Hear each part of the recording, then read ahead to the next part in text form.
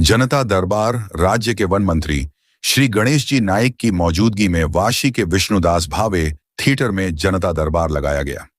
इस मौके पर नवी मुंबई और आसपास के इलाकों के लोगों ने अपनी पेंडिंग समस्याओं, मुश्किलों और अलग अलग मांगों को लेकर 350 से ज्यादा एप्लीकेशन और रिप्रेजेंटेशन दी। इस दौरान लोगों की पर्सनल शिकायतों से लेकर पूरे इलाके के विकास से जुड़े पब्लिक इश्यू तक कई मुद्दों पर डिटेल में चर्चा की गई। सभी एप्लीकेशन को गंभीरता से लेते हुए मंत्री गणेश जी नाइक ने संबंधित एडमिनिस्ट्रेटिव अधिकारियों को इन मुद्दों को जल्दी और समय पर हल करने का निर्देश दिया। सकाळी सुनील पवार साहेब अतिरिक्त आयुक्त आणि दुसरे अतिरिक्त राहुलजी गेटे इथे असताना मी माननीय महापौरांच्या समोरच त्यांना आठवण करून दिली। वाशी सेक्टर 9 मध्ये नैवेद्य आणि अलबेला ह्या दोन बिल्डिंगना ADTP त्याचं नाव काय त्यांचं केकांच्या सांगण्यानुसार फायरचे असिस्टंट ऑफिसर त्यांनी फायर NOC दिली होती। नंतर ज्या वेळेस सगळ्या गोष्टी लक्षात आल्यानंतर फायर ऑफिसरवर कारवाई होणार होती तर त्याला फायर ऑफिसरने सांगितलं की हे केकान यांच्या सांगण्यानुसार आणि एका कुठेतरी राजकारण्याच्या दमबाजी केल्यानुसार मी दिल्या होत्या आणि त्यांनी तशा प्रकारची सभागृहात काय घडलं तुम्ही सगळ्यांनी बघितलेलं। त्यांनी शॉर्टमध्ये केकान यांनी आपल्या कर्तव्याच्या पलीकडे जाऊन काही गोष्टी केल्या, त्याच्यावर दोषारोप ठेवून महासभेने त्यांना इथून त्यांची रवानगी त्याच्या मूळ खात्यात करा आणि मूळ खात्यात करताना त्यांनी केलेला इथला पराक्रम हा खात्याला कळवा अशा प्रकारचा ठराव केला। आता अजून तो त्यांनी जागा सोडलेली नाही। त्यात परवाच्या सभेमध्ये एक सदस्य बोलले केकांवर कारवाई केली काय झालं, तो अभय जाधववर कारवाई केली काय झालं, म्हणजे एक प्रकारचं डिवचनाचं काम केलं। आता मी सांगतो जर का त्या ठिकाणी फायर NOC काढले असेल, विड्रॉ केली असेल तर त्या दोन्ही इमारती बेकायदेशीर ठरतात। मी राहुल गेटेंना सांगितलेले आता जून 5 ते 5 सप्टेंबरपर्यंत कुठल्याही अनधिकृत बांधकामातल्या लोकांना बाहेर काढायचं नसतं, तोडायचं नसतं, परंतु 5 सप्टेंबरच्या नंतर ह्या दोन्ही बिल्डिंगी खाली करून त्या बिल्डिंगी तोडण्याच्या बाबतीमध्ये कारवाई करा अशा प्रकारचे मी जबाबदार म्हणून इथला लोकप्रतिनिधी नवी मुंबईचा आणि राज्याचा मंत्री म्हणून मी निर्देश दिलेले आहेत। एक त्याच्यानंतर त्या दिवशी पहिल्या दिवशी ठराव क्रमांक 74 मध्ये असं ठरलं की नवी मुंबईचा इम्पॅक्ट असेसमेंट रिपोर्ट पूर्ण तपासून झाल्याशिवाय त्याचा अहवाल आल्याशिवाय कुठल्याही प्रकारची कारवाई कोणी CC मागितली त्यांच्यावर त्याला देऊ नये, म्हणजे कुठल्या वादग्रस्त असलेल्या ठिकाणी। म्हणजे त्या ठिकाणी महासभेने ठरवलं की एखादी संस्था अशी शोधून काढा की ह्या नवी मुंबईच्या ह्या क्षेत्रफळावर किती लोकवस्ती राहू शकेल, ते पण सुसज्ज असलेल्या नागरिक म्हणून त्या ठिकाणी त्यांना वावरता येईल। आता त्याच्यानंतर तो 75 नंबरचा ठराव होता, त्याच्यामध्ये फार धमाल केली होती काही लोकांनी। म्हणजे ज्या ठिकाणी दाट वस्ती आहे त्या वस्तीकरता तो कायदा आलेला आहे। त्या कायद्याचं नाव काय म्हटलेलं आहे URS। आता URS ह्या जर नको त्या ठिकाणच्या कॉलनीतल्या लोकांना तो वापरला दिला तर ज्या ठिकाणी खरी गरज आहे URS त्या ठिकाणी FS शिल्लक राहणार नाही।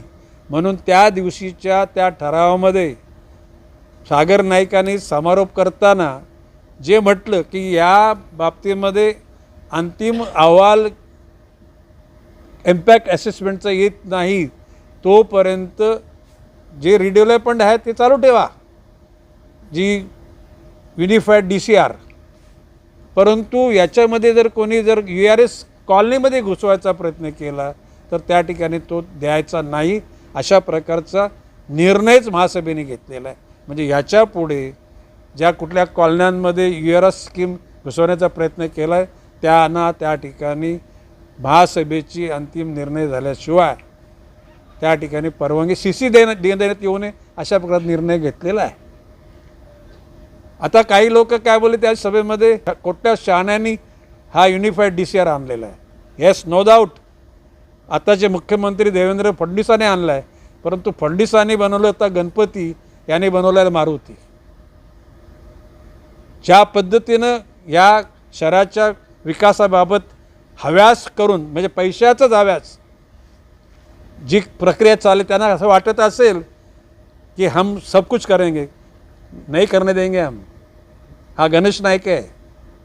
पुढच्यात येणाऱ्या महासभेमध्ये केकांच्याच माध्यमातून आणि ह्या जाधव फायर ऑफिसच्या माध्यमातून काही कॉलनीच्या सोसायट्यांच्या पदाधिकाऱ्यांचे खोटे ॲफिडेविट घेतले गेले किंवा आमची ना हरकत आहे, परंतु त्यांनी ज्याला समजल्यानंतर त्या ठिकाणी महापालिकेचे आयुक्त महापौरांना पत्र दिलेले की ह्या जे ॲफिडेविट हे आमचे नाही, ते बोगस आहेत.